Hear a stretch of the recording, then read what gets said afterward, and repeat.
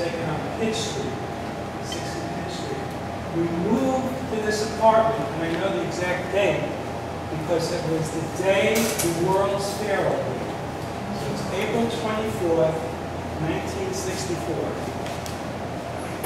The second picture, we're jumping back actually a year, so it's like 51 years of photography. This is in a period of time when we had President Kennedy and Vice President Johnson. This is 1963, in the apartment we moved from, which is at 132 Ludlow Street.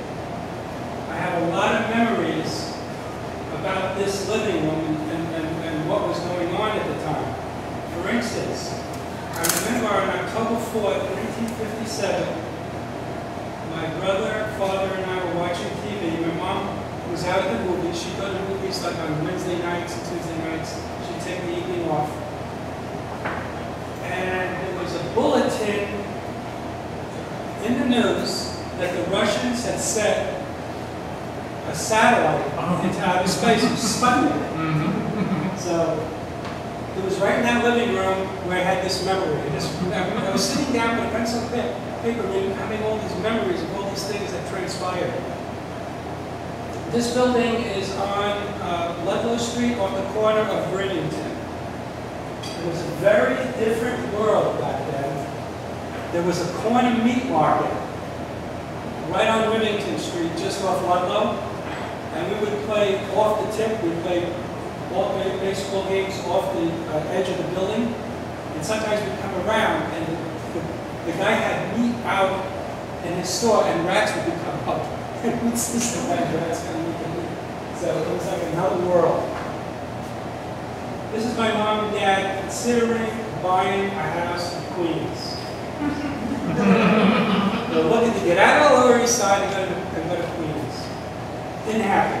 Now look at those chairs back there. Those chairs are from the 50s. That style of chair was my aunt had chairs like that. This is at 60 Pitch Street. This is circa 1969. We're going to walk you through each decade like a rock skimming the surface of time.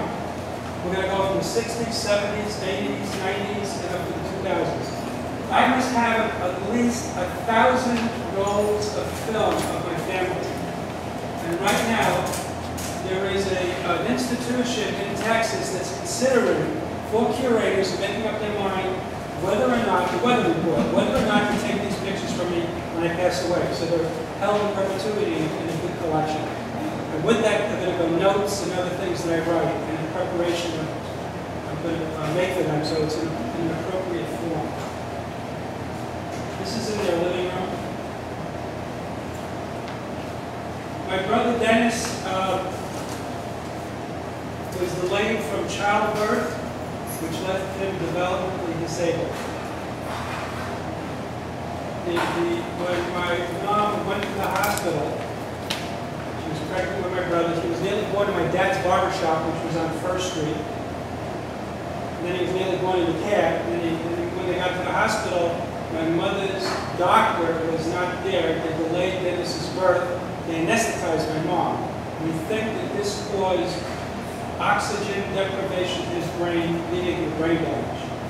And they had 20 years to sue the doctors, but my parents never did. They weren't involved. So I think that the whole reason I photographed my family is based on the curiosity of the situation with my brother, why he was different, what happened.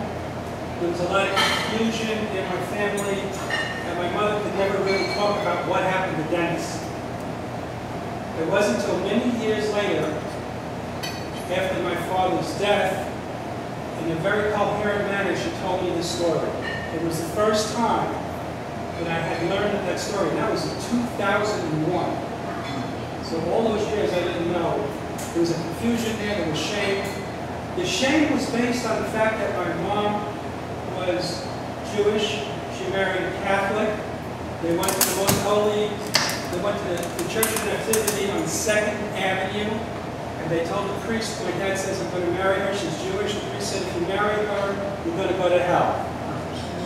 So my mother, feeling a lot of guilt, felt that God punished her by giving her a developmentally disabled son. And she went through a period of time when I was a child where she had a mental breakdown.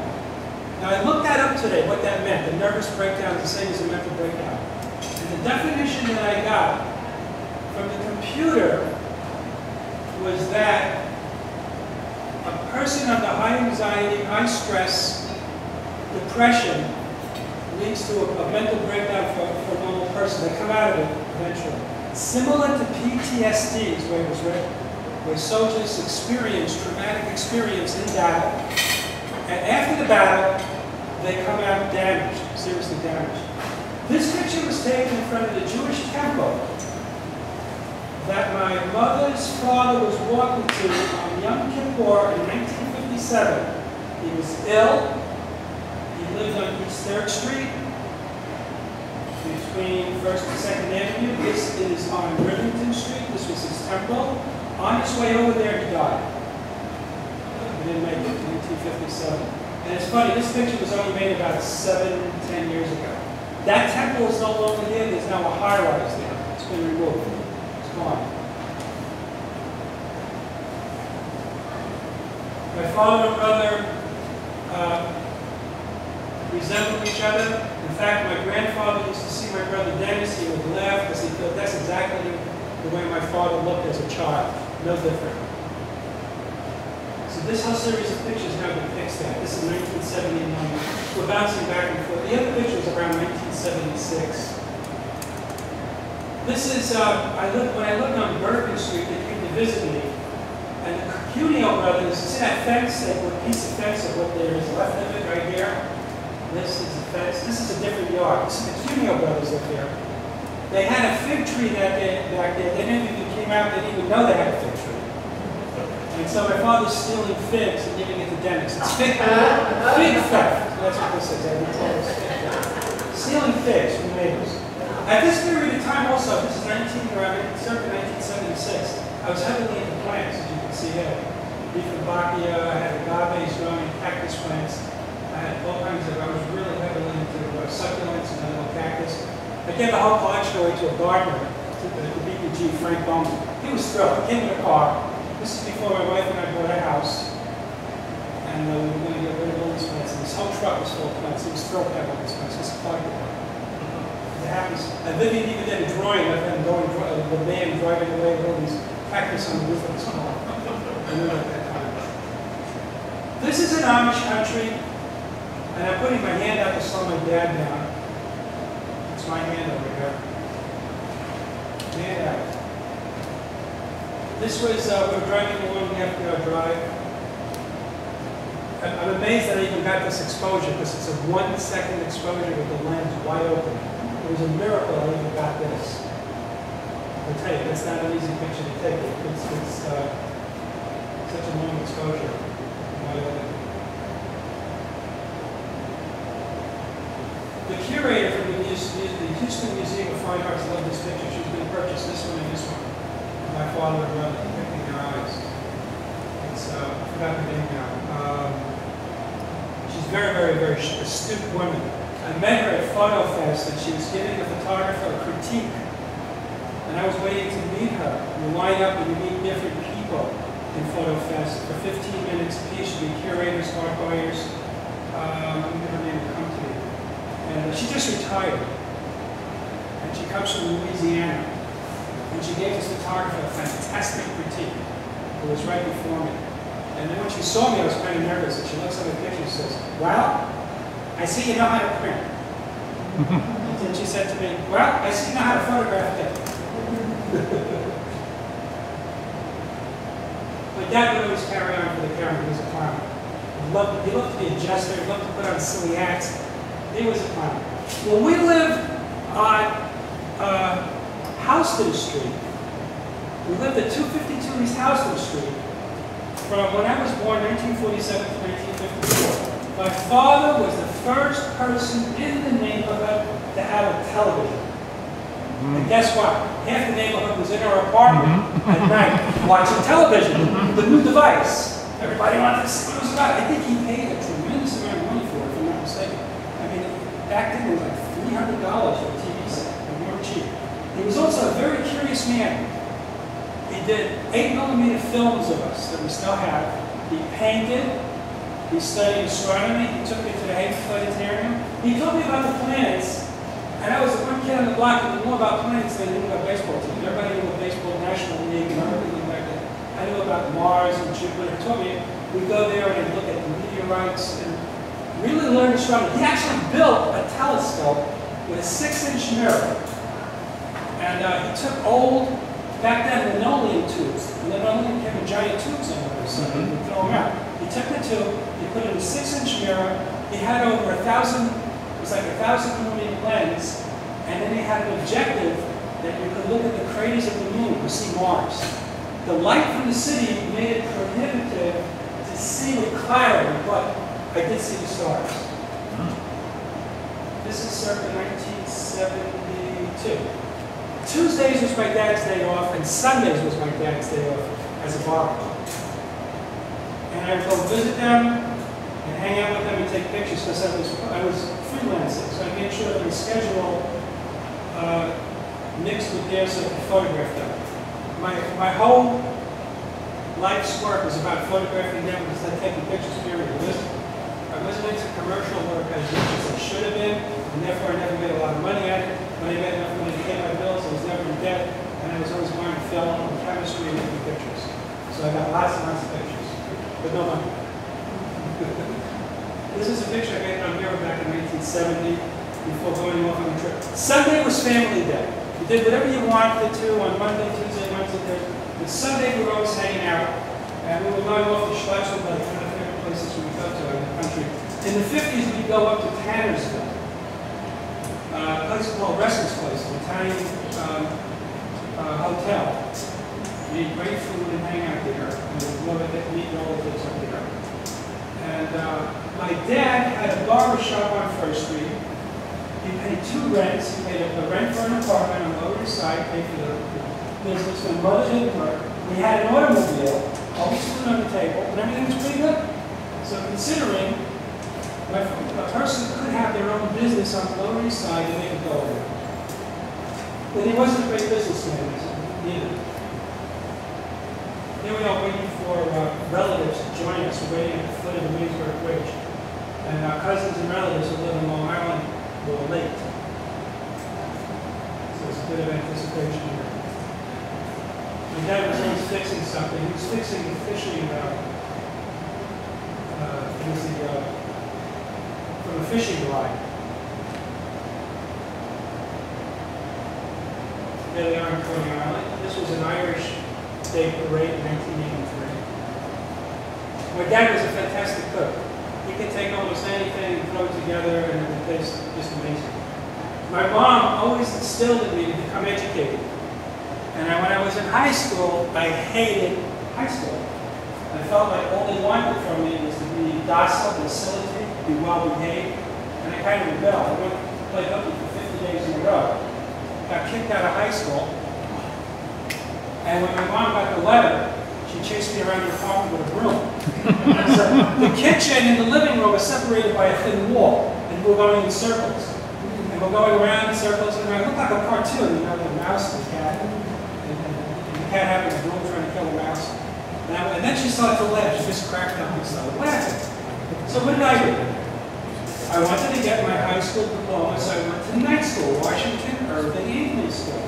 So I said to the counselor there, how many credits do I need to graduate? He said, 16.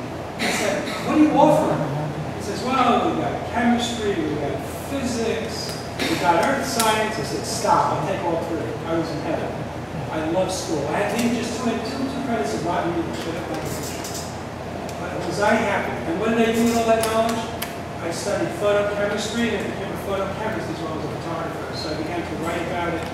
If you go to my darkroom now, I still do traditional photography. I must have 50 chemicals in my darkroom. And I make everything myself. I buy nothing from Kodak, not one thing. I make everything I need from scratch. So, school paid off.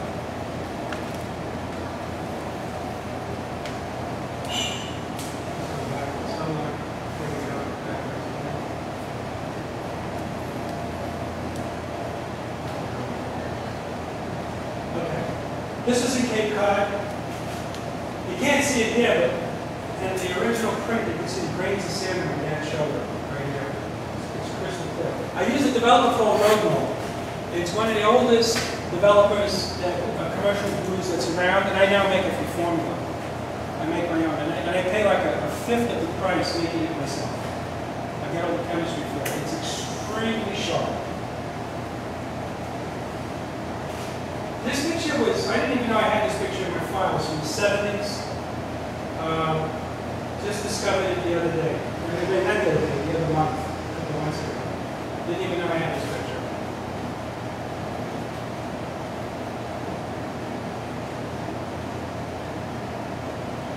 My mother threw a towel on my head after the as she was looking at my pictures. I told them, get ready, I'm going to take a picture. So yeah, I'm getting ready. I'm getting ready for the picture. This was done with a view camera from Schwartz in the late 1971. My dad passed away from complications of cigarette smoking in 1991.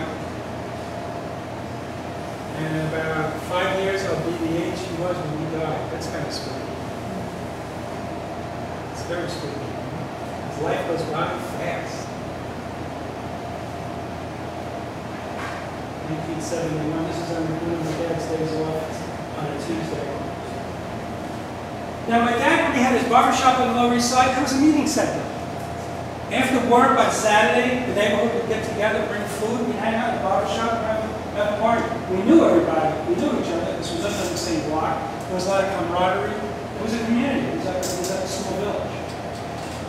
So there was always going on. Now, I remember one day, a man from the Bowery, a derelict, came into the barbershop, and my dad would give them a free haircut and shave, and then he didn't feed them. And one guy in particular, I remember, his name was Bill.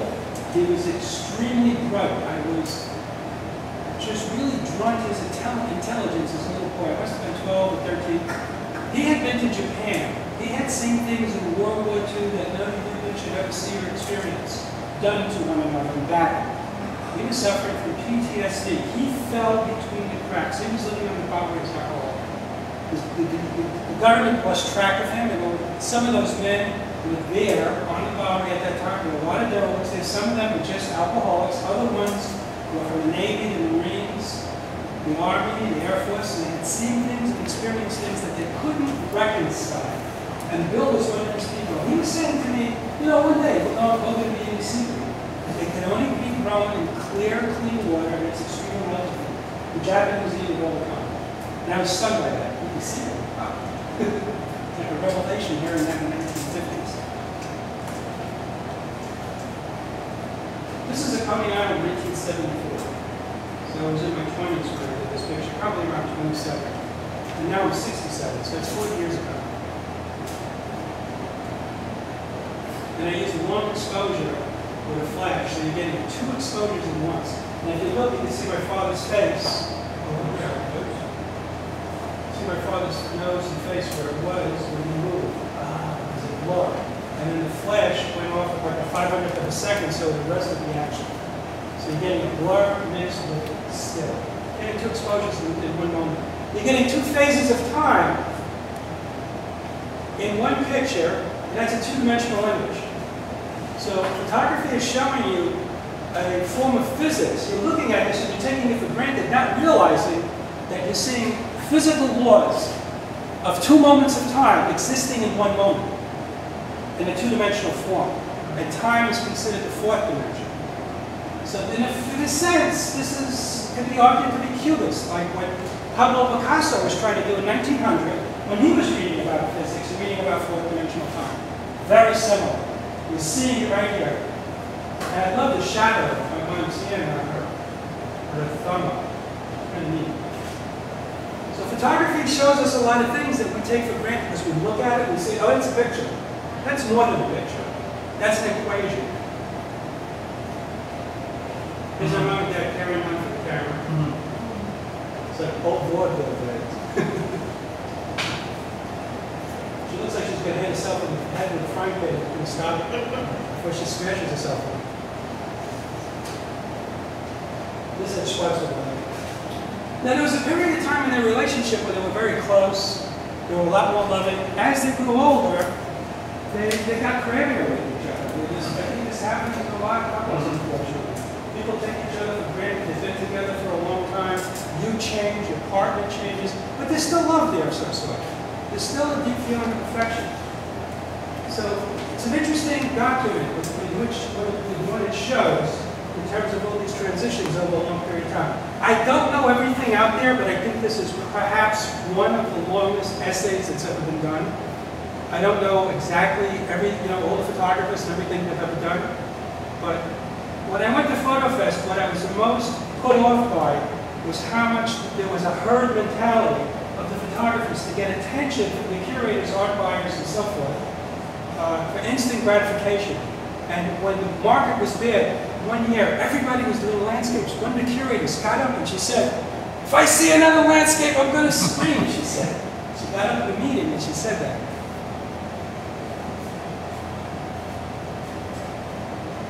This I recently found also within a year or two of my files. I love the toe agreeing with the slipper. Mm-hmm.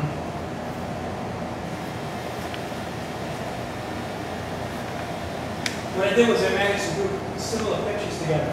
This is Dennis's grooming through shaving. I had a show in Chicago, and I looked at my show and I pretended I didn't know whose work it was up on the wall. I got there early before the opening. I went out and got a pen and a piece of paper, and I started to write about these photographs on the wall. And what I discovered was this guy over here is being groomed. And the first one he's happy. The second one is not so happy, which is the first one was 1972, this is 1974. Now he's shaving himself. This is 3 years later. So his grooming is depicted, and his change of separation from my parents as a developmentally disabled adult through shaving, through grooming himself. And now he's shaving in the living room to my mother's dismay. I ended up with him out. This is 1996. He left home in 2001. For the YAI, which is a great organization to help out developmentally disabled adults. He lives in a residency up in Gramercy Park. He's from Manhattan, so he stays in this borough. He was from Brooklyn, he was staying in Brooklyn and so forth. And they recently lost their lease because the Presbyterian Church, who runs the thing, is throwing them out. So they're looking for a building to buy. They nearly had one. They were close to buying one. We just got an email the other day. They didn't get it. They were bidding against other organizations. So they're looking at another building. That's my dad with his mom, and this is, I believe in 72. She passed away in 75. In East Middle, Long Island. That's my dad with his best friend, Russ Benevento, on the left. And on the right is Salvatore Barber, and over there is Frank Sinatra floating his legs. This was on 14th Street, between First Avenue and Avenue A. It was the last barber shop he worked in before he could not work anymore because his health was going downhill fast. He passed away at the age of 72. That's my dad. There's 3 sisters behind him, and over on the left is his niece looking down, and my mom in the back. We were at a wedding, joint wedding, in the 1970s. This is up at Schwarzwald Lake. This is my on the right is my Aunt Shirley, which is my mom's sister. And on the other side is my Uncle Sal, her husband, and my cousin Robert, my dad, the center. And that's my Aunt Mary, my dad's sister. Now, Sal was instrumental in helping me because he introduced me to Arthur Free, who had a basement darkroom on East 3rd Street. He was teaching at Pratt Institute and he had a darkroom a couple of doors up from the Hells Angels. Huh? And God bless you. And I built a darkroom on the other side of the staircase from his darkroom in 1968. And I studied with Arthur. He never made a penny on me. He just taught me photography like an apprentice. You know, we ate, slept, drank photography until we did. We just talked about it all the time. We did it all the time. This is a Sunday. This man is still alive. This is he's like 4 weeks older than my dad. He's in his 90s, born in 1919. Charles Berkeley. He went to high school with my dad on the Lower East Side. This is my cousin Benjamin, who's Aunt Mary's grandson, his sister, Annette, Vivian, my wife, my mother, brother. They're meeting Vivian for the first time after we got married in 1982. This little guy fought in Iraq. He's now a state trooper. So he saw war, and now he's a state trooper. My mother and brother at Coney Island, before it was fixed up the way it's fixed up now. Coney Island, we nearly lost Coney Island to developers. Everything in the city we nearly lost to developers. We're losing the whole city to developers. And they're not film developers either. They were not film developers. I wish they were film developers. It wouldn't be so bad. But they have images. This is in Confucius Plaza. There's a great plaque over here with a saying by Confucius. You should read it. It's very philosophical. Chinatown. My dad always tried to look like a tough guy for the camera. He wasn't. He was a mush. He's a gentle soul. He's not a tough guy. I love the little hole in the shirt. He smoked too much. I was just proud of him. Yep, he smoked a lot. The Museum of Modern Art brought this picture from me in 1992. It's in the library. Peter Galassi loved it. I invited Peter Galassi, retired guy, I invited him to this lecture. And I called him twice, but he didn't answer my call. He knows who I am. He lives in downtown building. He might have been there tonight. Sorry. Maybe next time. Maybe he's out of town. My dad at Coney Island. There's my family, and there's a Trekkie family over there. There's Spock. There's the ship's engineer, and Sue. This was under very, very dim light conditions in the parking lot at the doctor's buildings in the 65th Street. I had 1,000 USA filming camera just by street lamps. It's my dad. You know, he always dressed in that suit jacket. It was an old suit and a white shirt. I have pictures of him doing oil changes on the freaking car, under the car, in that suit. He's doing oil changes, and he's not getting himself dirty. Me, the oil would be on the suit, it would be on my face. Ask me what she knows. I'm soft. My dad, not a drop. Maybe his hands got dirty. That's about it. This is in the hallway of the building. 65th Street. My mother is still living there since 1964. She's 90. Looks like they're going to wrap him up and take him away. That's Belmore Beach, Long Island, circa 1971. Here he is cleaning up the car. They called him Shorty on the other side. He hated being short. He hated being short. And my grandfather would say to the family, we got to take care of him, he's small. We got to protect him. Here we are in Atlantic City. Dennis is always imitating either my mother or father's gesture. The way he stands. And he's dressed like it, too. Here they are out picking up the Master Farms. Now, Dennis would walk side to side while they were walking up the street. I remember that from seeing this picture from the 70s. They would be walking straight, and he would be walking this way behind, and then backward, that way as they were walking up the street. That was his gesture. There's another Tuesday when they were off from work, when he was off from work. From the bathroom mirror.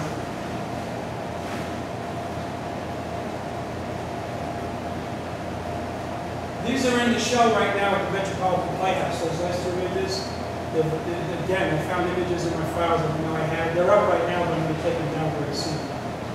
220 East 4th Street. It's a great playhouse if you want to see a play. Great plays from 100 years ago that have a poignancy to political things going on now in society, and it's very inexpensive. Alex Rowe, who runs the place, he does everything. directs, he choreographs, he does the electrical work. When something breaks a bit, he does it all and makes it happen. And he's lucky because this is his month off. When he's in that playhouse, he works like 24/7. The elevators went out, so we went over the roof to, from the building over to get out. They lived in the 18th floor, so they weren't about to go up all those flights. This is me with a full hair head, a crop of hair on my head.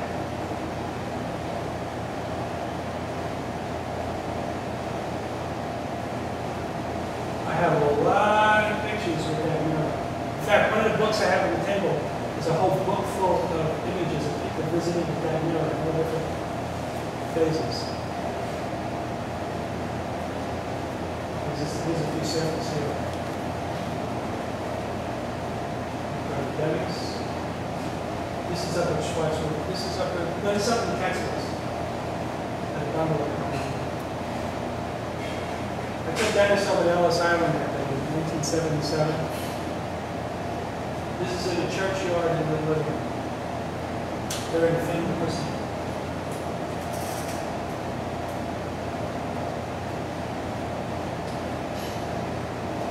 Dennis always stands out. He's always on the side. He's always like an outsider.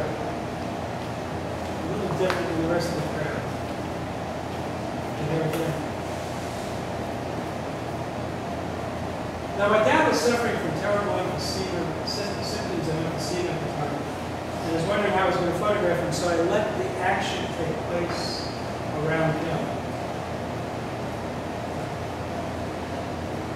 This is in a place called Opus 40, where the sculptor was going to sculpt all these forms, but then he made a platform out of the stone crop that was in his yard and shaved all the stone that was in his property. It's near Woodstock, New York. You get a chance. I think it's off Route 375. It's called Opus 40. He spent 40 years of his life carving out the stone until a tractor fell on him and killed him. But he did an incredible job. He made like a pedestal, staircases. It's a continuous sculpture of stone. It's huge. There again, I'm letting the action take place around my dad. This is about a year before he died. So he's hunched over, he's having trouble breathing. He's 71 there, and he looks a lot older. Air and water. Smell on this. And you can see him, look at his body, where it's been affected by the cigarette smoking. All of his energy went into just processing breathing. All the energy, everything, all the food, all the caloric intake went into that. So the rest is getting him a haircut. This was taken 1 month before he died.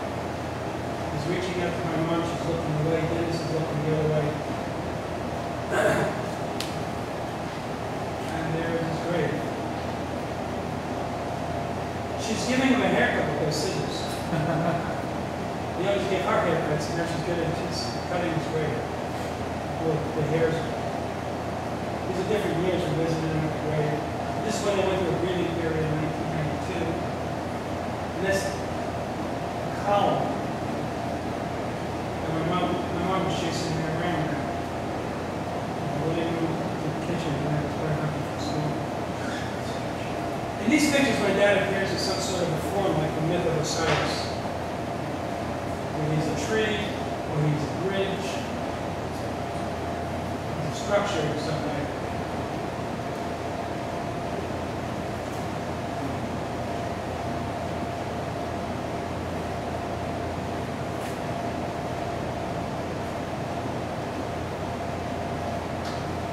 This is an interesting picture because Dennis has gray hair in this picture, and he was always like childlike, and he was always had sort of like an arrested development in terms of his aging. And here he looks a little bit older, and he's more self-contained. He was living in the residence, YAI. He moved into YAI on 9/25, September 25th, 2001, 2 weeks after 9/11.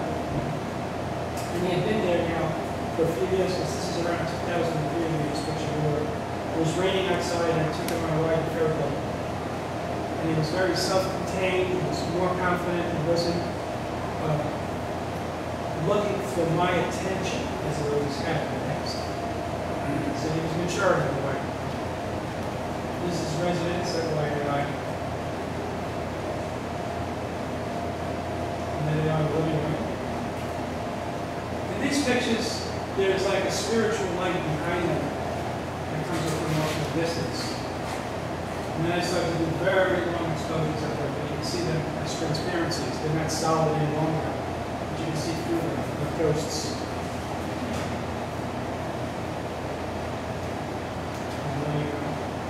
It's like a 6-second exposure of very slow film.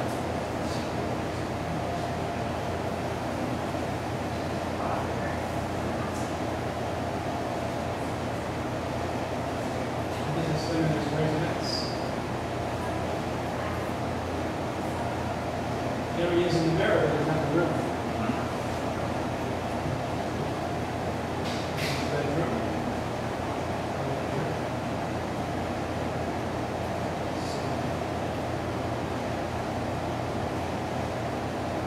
This was taken about 2-3 years ago. Actually, 2012. This is Hilton Ariel Louise, who's been making films about me and my work, and was interviewing my mom and brother. You can see the video on YouTube called Sometimes in the Mirror. And the title came about as Hilton was asking me, he says, are you in the pictures in the living room? I said, well, sometimes. I said, sometimes in the mirror. So this is, he gave me that title. This is 2014, we're in a diner. This is Essex Street out to your left, and right back of it is Delancey Street.